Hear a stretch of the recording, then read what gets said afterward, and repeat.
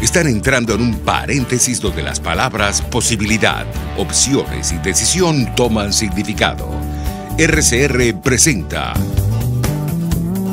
Dosis Alternativa con Marilia García y Jackson Vargas.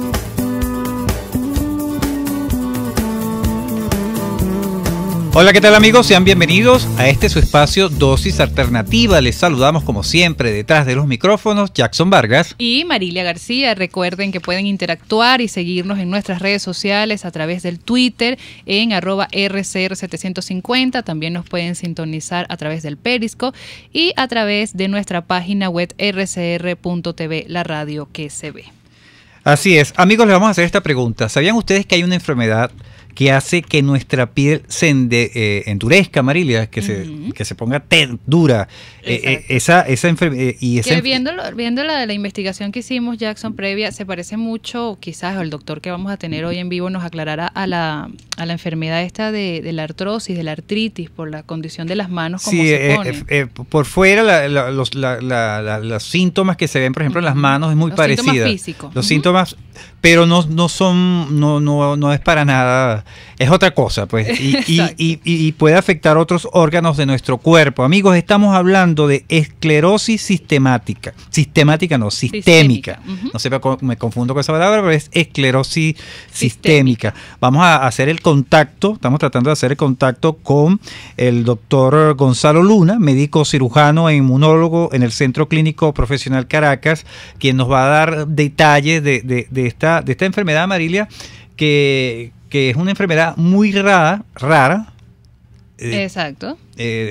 Hasta el momento, según los entendidos. Mira, afecta muchos órganos del cuerpo por lo que estuvimos investigando, como los pulmones, los riñones, el corazón. Entonces, sí, y algo importante es que aparentemente las causas de la misma no se conocen a ciencia cierta. ¿Ok? Entonces, bueno, vamos a hablar de la esclerosis sistémica, una enfermedad crónica rara de causa desconocida, caracterizada por fibrosis. Y como les indicamos ya en el preámbulo, en esta introducción que estamos haciendo del espacio, nuestro contacto telefónico lo estamos haciendo, o ya lo tenemos en línea. Se trata del doctor Gonzalo Luna, médico cirujano e inmunólogo en el Centro Clínico Profesional Caracas. Bienvenido, doctor. Muchas gracias, licenciada Marilia y todo el personal que labora allí en Radio Caracas Radio. Encantado de estar con ustedes nuevamente en su prestigioso programa. Un saludo a sus radioescuchas y, bueno, en especial quiero aprovechar para saludar a mis hijos y mi esposa que deben estar escuchando la transmisión del programa. Qué bueno. Un saludo también para ellos que nos sintonizan hasta ahora. Bueno, doctor, vamos a entrar en materia. Estábamos hablando, Marilia y yo aquí en el preámbulo, haciendo la introducción del programa, sobre esta enfermedad esclerosis sistémica, hablando de que es una enfermedad crónica que es muy rara, ¿no? No es tan común hablar de ella. Creo que nuestro público inclusive se va a enterar a través de esta vía de su existencia, a menos que haya un familiar o el caso propio de una persona haya sido afectado por la misma. Doctor, explíquenos cuál es el concepto, de qué se trata esta enfermedad. Esta enfermedad de la esclerosis sistémica es una enfermedad multisistémica que tiene algunas distinciones patogenéticas, características muy particulares, ¿no? En primer lugar, tiene la característica de que afecta a múltiples órganos, ¿no? En particular, a la piel, donde produce un proceso de fibrosis, como una especie de cicatrización, engrosamiento y pérdida de las funciones de la piel. Por otro lado, compromete el arreglo vascular a todo nivel, es decir, afecta la circulación a nivel de muchos de los órganos que compromete, y por supuesto hay una activación del sistema inmunológico, ¿no? Con una fibrosis constante. Es como si constantemente el sistema inmunológico estuviese no solo atacando al órgano, sino además de eso, el tejido normal de ese órgano va siendo sustituido progresivamente por una fibrosis, ¿no? Con la pérdida, por supuesto, del órgano que va siendo afectado, ¿no? Claro, pero ¿qué razones? ¿Esto es nuevo, este tipo de enfermedad? ¿Hay alguna cuestión hereditaria? ¿Qué origina esta patología? Sí, fíjate, esta enfermedad en particular no tiene una causa precisa, ¿no? Se sabe hoy en día que es una combinación de una predisposición genética a la enfermedad. De hecho, es más frecuente, inclusive 3 a 4 veces más frecuente en la mujer, y su incidencia máxima se da entre los 30 y 50 años de edad. Y particularmente existe una predisposición a través de la mutación de unos alelos que se llaman HLA2 del tipo 2. Hay unos alelos que han sido identificados particulares de esas con mutaciones muy particulares y que, bueno, predisponen genéticamente a la enfermedad. Sin embargo, un campo bastante avanzado en estos días es lo que se conoce como la epigenética, es decir, es cómo posteriormente se pueden modificar algunos factores genéticos, ¿ok? Y hacer que enfermedades se desarrollen a través de, por ejemplo, mecanismos muy particulares como son las metilaciones del ADN, modificaciones a través de unas proteínas que se encargan de envolver y contribuir con, digamos, la compactación de los cromosomas, como son las histonas, etcétera. Lo cierto es que hay una serie de factores ambientales, como pueden ser virus, químicos, por ejemplo el silicio. También recientes trabajos han demostrado que la presencia de algunos metales pesados, como pueden ser aluminio, plomo, inclusive mercurio, pueden incidir en estos genes y comenzar una serie de cambios a nivel genético que conllevan a que las células, en particular los mononucleares y otras células, comiencen a modificar su manera o su comportamiento, comiencen a producir, por ejemplo, los linfocitos T, los anticuerpos característicos, los linfocitos T una respuesta citotóxica agresiva, los fibroblastos a producir una matriz extracelular totalmente cambiada, y comienza todo el cambio, ¿no? Así que partimos de elementos en realidad de predisposición genética que, junto con los factores ambientales que están empezando a ser estudiados y comprendidos, pues modifican los genes y hacen que aparezca la enfermedad. Claro, usted ha mencionado, doctor, que esto afecta más que todo a las mujeres. ¿Por qué? Sí, como muchas de las enfermedades autoinmunes, aparentemente lo que es el balance entre estrógenos, progesterona, de los cuales por supuesto hay receptores en las células del sistema inmune, incide mucho en esto, ¿no?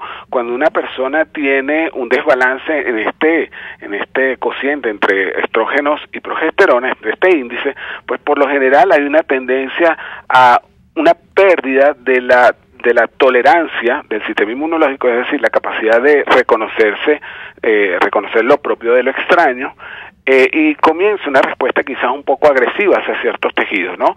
De allí que, por ejemplo, en mujeres mayores de 40, donde empieza el decaimiento del estradiol y disminución también de progesterona, estos fenómenos o estas enfermedades autoinmunes comienzan a verse un poco más. Sin embargo, las causas precisas no están establecidas, pero esto es lo que se piensa hasta ahora. Y cuando se tiene este récord de pacientes, de personas que han sufrido esta enfermedad, en estos estudios no se ha observado quizás, por ejemplo, si la mayoría o gran parte de estas personas tienen un tipo de actividad en su trabajo. Exacto. Eso es lo que, por ejemplo, un ingeniero, un minero, que como son factores climáticos fuertes. Sí, como les venía diciendo, hay estudios que están demostrando que la presencia de metales pesados, por ejemplo, en el agua, o la manipulación de estos metales a través de actividades, por ejemplo, como usted bien lo estaba diciendo, a través de obreros, por ejemplo, o mineros que están en contacto con mercurio o plomo, ingenieros eléctricos, etcétera, que están manipulando estos elementos,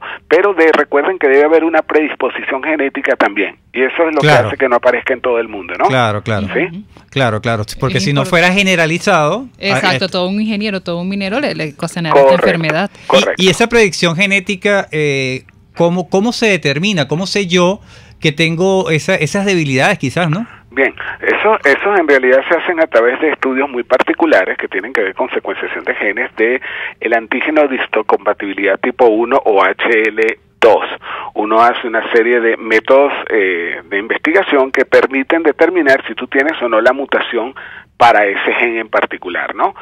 Son estudios bastante costosos y que, bueno, en el país hoy en día pues son un poco difíciles de realizar, ¿no? que si estaríamos expuestos, en todo caso, no tendríamos manera de cómo prevenir caer en esta situación. No, a menos que sea algún estudio de este tipo, ¿no? Y por supuesto, claro, uno siempre hace la evaluación a la familia, ¿no? Si la familia está sufriendo o no de este tipo de enfermedades, y por supuesto quizás habría una indicación mucho más cercana si existe algún familiar que tenga la enfermedad, y entonces uno quisiera hacer, digamos, el árbol genealógico que permita saber el riesgo del resto de los familiares, ¿no? Así es. Sí. Claro que sí. Bueno, doctor, lo invitamos a que permanezca allí en línea telefónica. Nosotros vamos a hacer nuestra primera pausa comercial y ya regresamos con más de este tema tan interesante como es la esclerosis sistémica. Se me pegó tu palabra ya. Así es.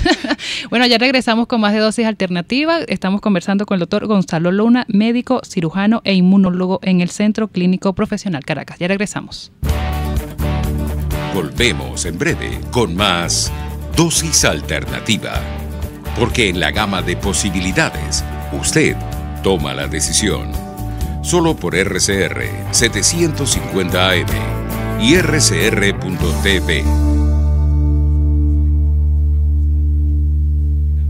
Puede seguir nuestra programación a través de rcr.tv, la radio que se ve. ¿Quieres conocer de dónde provienen las repeticiones de experiencias en tu vida? Aprender a reconocer las emociones ocultas que te llevan a enfermarte.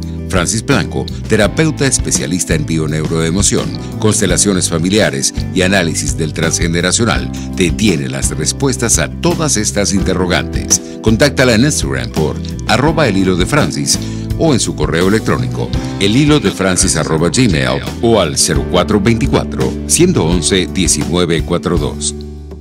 En Cauchera Fran Luis tienen neumáticos nacionales e importados en todas las medidas, pero también montura, alineación, balanceo, amortiguadores, rines, frenos, mecánica ligera, todo con tecnología de punta. Bajando por la avenida Baral, al final, después de la estación de servicios y al lado del banco, teléfono 0412-815-6712. Cauchera Fran Luis, tu mejor opción. Desde los sectores populares del país se escucha una clara señal. Es el radar de los barrios. Evelyn Martínez y la red de ciudadanos le invitan a identificar amenazas, ubicar soluciones y hacer seguimiento eficiente a las problemáticas de cada sector. Un espacio contra la polarización donde se construye de abajo hacia arriba y de adentro hacia afuera. El radar de los barrios, de lunes a viernes, a partir de las 10 de la mañana, solo por RCR 750 AM. Les estamos presentando Dosis Alternativa con Marilia García y Jackson Vargas, solo por RCR 750 AM y rcr.tv, la radio que se ve. Amigos, estamos de regreso en Dosis Alternativa. Hoy estamos conversando sobre la esclerosis sistémica. Para ello nos acompaña vía telefónica Gonzalo Luna, médico cirujano e inmunólogo en el Centro Clínico Profesional Caracas. Bueno, doctor, en el segmento anterior nos estaba explicando más o menos cuáles son las causas, lo que se está investigando sobre esta patología, ¿no? Más o menos lo que se tiene como pista sobre qué incide en la aparición de esta enfermedad. Pero vamos ya a entrar de lleno en estos 10 minutos que nos quedan, 9 quizás, para que nuestros amigos vayan conociendo de qué se trata más a fondo esta enfermedad. ¿Cuáles son los síntomas? ¿Cómo se manifiesta en nuestro cuerpo? Sí, bueno, básicamente hay que entender que existen unas 6 formas. Es una enfermedad bastante multifacética, ¿no? Porque depende del órgano que esté afectando, pues van a salir los síntomas o van a manifestarse algunos de los síntomas, ¿no? Tenemos 6 formas clínicas clásicas, ¿no? Una que se llama una forma limitada, con afectación y engrosamiento de cambios de la piel en la cara y partes distales de algunas extremidades. Esto de la piel, doctor, disculpe que lo interrumpa allí, sí. Esto de la piel ¿qué es esto de que se pone dura? ¿Cómo entenderlo? Es un engrosamiento, es como si la piel estuviese inflamada y endurecida. Ajá. ¿Ok? Uno nota una piel con un cambio de textura, no es tan flexible, es dura un poco, pérdida de hidratación también de la piel, ¿no? Entonces uno nota una piel que está engrosada y endurecida. Eso es lo que siente. Y cuando esta uno, piel ¿no? se endurece, doctor, la parte, por ejemplo, el caso de las manos, Marilia, los dedos, porque estábamos viendo imágenes que se parecen mucho a la artritis, la condición de la mano, la movilidad de esos dedos de las personas es más difícil. Sí, se ve comprometida. De hecho, parte de la enfermedad también es la poliartralgia, ¿no? O sea, son enfermedades que pueden afectar articulaciones y parecerse mucho a la artritis. Pero muchas veces la movilidad de la mano no está comprometida tanto por el daño articular, sino por el daño sobre la piel que está sobre las articulaciones, lo cual, claro, al hacerse dura y poco flexible, entonces retrae las articulaciones y la deforma. Entonces, bueno, tienes una mano o un pie que puede estar totalmente deformado, ¿no? Rápidamente me gustaría insistir en dos órganos que son bastante frecuentes que estén afectados en esta enfermedad, y son el tracto gastrointestinal, ¿no? Hay personas que sufren de dispepsia, es decir, esta sensación como de gastritis, que describe la gente, que es un poco de dolor urente a nivel de la parte superior del abdomen, también de reflujo, náuseas, dificultad muchas veces para tragar o ingerir algunos alimentos, ¿no? Son algunos de los síntomas importantes. Y el otro síntoma que muchas veces con el que debuta esta enfermedad, dos de los síntomas son lo que es la dificultad para respirar. Esto por una neumonitis intersticial, que se produce unos cambios a nivel de los alvéolos que obviamente pierden la elasticidad y una serie de características que permiten al pulmón hacer ese intercambio gaseoso de oxígeno por anhídrido carbónico, y sencillamente comienza la persona a tener episodios de dificultad respiratoria, ¿no? Y que al principio pueden ser con ejercicios moderados, pero luego puede ser inclusive en reposo, ¿no? También pueden ser afectados el corazón, y en particular se le ha puesto mucha atención a la hipertensión arterial pulmonar. La persona empieza a crecer, las cavidades cardíacas empiezan a aumentar de volumen y la persona empieza a retener líquido, empieza a notar que en sus piernas, en sus pies está teniendo inflamación o edema, que va por supuesto aumentando a medida que va pasando el transcurso del día. También pueden ser afectados los riñones, y un evento muy característico que a veces está en esta enfermedad y puede ser uno de los primeros síntomas, es más, están los marcadores y está solo el síntoma, es un fenómeno muy interesante que se llama el fenómeno de Raynaud, ¿no? Que fue descrito hace bastante tiempo. En este fenómeno los vasos sanguíneos sufren un vasoespasmo muy severo con el frío, y los dedos se ponen de color al inicio blanco y luego violáceos, ¿no? Con una sensación de adormecimiento, de endurecimiento de los dedos, ¿no? Como cuando usted se coloca una liga, por ejemplo, o cualquier cosa que haga una que obstruya el paso de la sangre. Correcto, un torniquete sobre ese dedo, y usted va a sentir exactamente lo mismo que siente una persona con el fenómeno de Raynaud, ¿no? Solo que esto es con el frío o con el estrés, ¿no? Y esas sensaciones, doctor, son en el tiempo, esos duran, ¿qué? ¿Minutos? ¿Son repetitivas? Son repetitivas y siempre con exposición al frío o al estrés, ¿no? Ese es lo característico, ¿no? Y aparece en casi 100% de los pacientes con la esclerosis sistémica limitada, ¿no? Y en un 90% de los pacientes con esclerosis difusa, ¿no?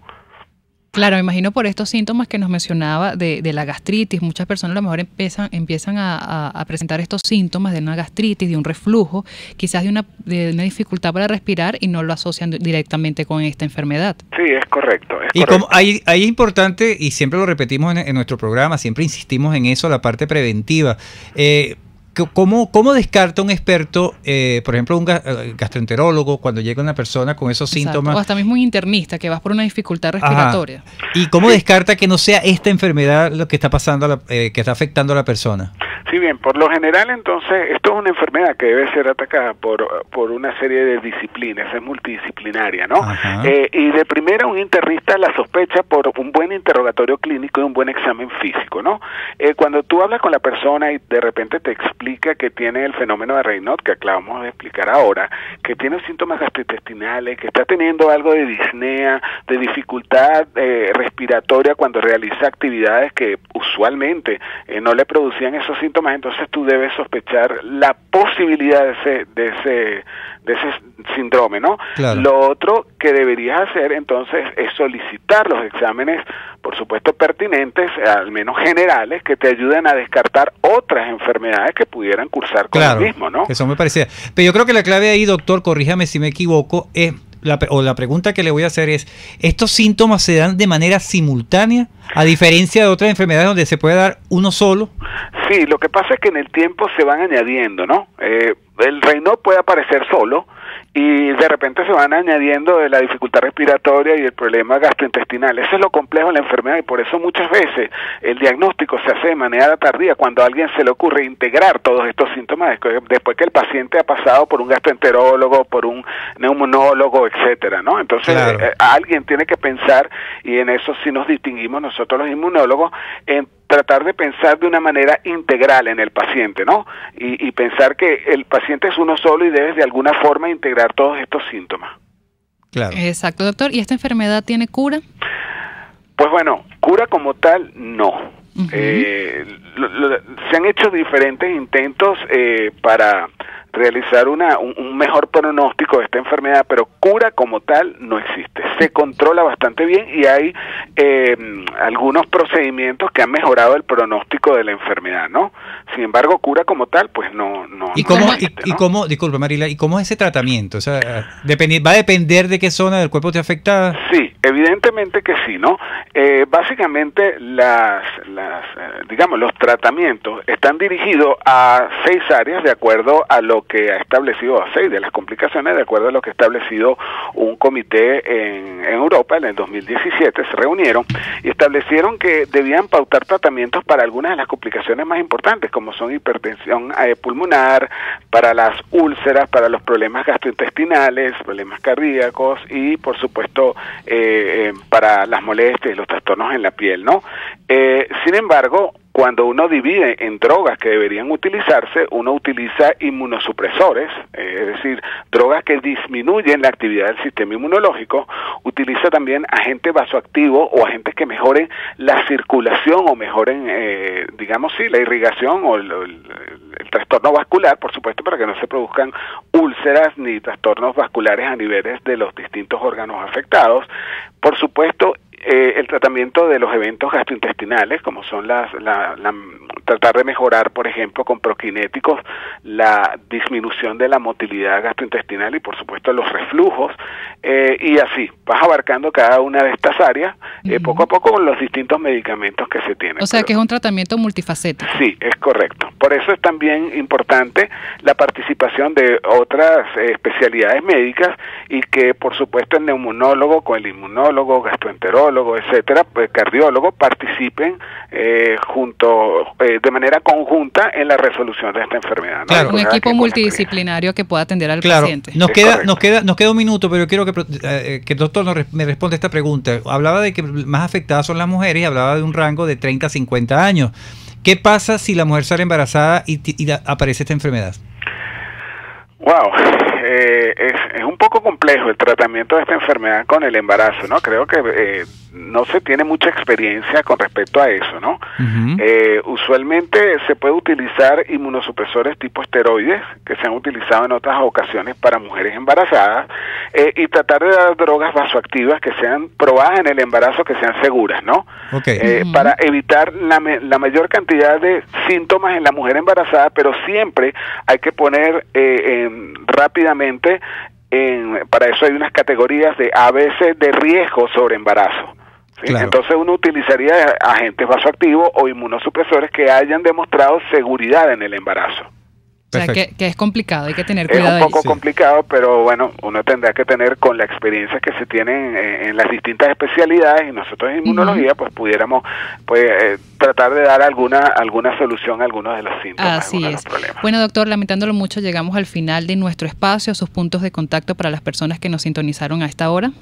Sí, para mis consultas, a través de mi teléfono celular, mi WhatsApp 0424-558-3894, también a través de mi correo electrónico gonlunapdblanco@yahoo.com y gonlunap1@gmail.com. Estamos a su completa disposición en el Centro Clínico Profesional Caracas para su atención. Así es, bueno, agradecidos con el doctor Gonzalo Luna, médico cirujano e inmunólogo en el Centro Clínico Profesional Caracas, por habernos aclarado todas estas dudas con respecto a esta enfermedad que es un poco rara y que no es tan común en nuestra sociedad. Sí, la esclerosis sistémica. Sistémica, María. Así es. Estuvimos trabajando para ustedes en la Dirección General de la Estación, Jaime Nestares. En la Gerencia de Producción, Wilix Arcaya. En los controles, César Arteaga. Recuerden que pueden seguir interactuando con nosotros a través de nuestras redes sociales en Twitter por @RCR750 y sintonizarnos en vivo a través de nuestra página web rcr.tv, la radio que se ve. Les invitamos a que continúen ahora con el Radar de los Barrios.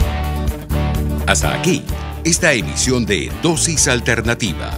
Nosotros le proporcionamos el abanico de posibilidades. Ustedes toman la decisión. Solo por RCR 750 AM y RCR.tv, la radio que se ve.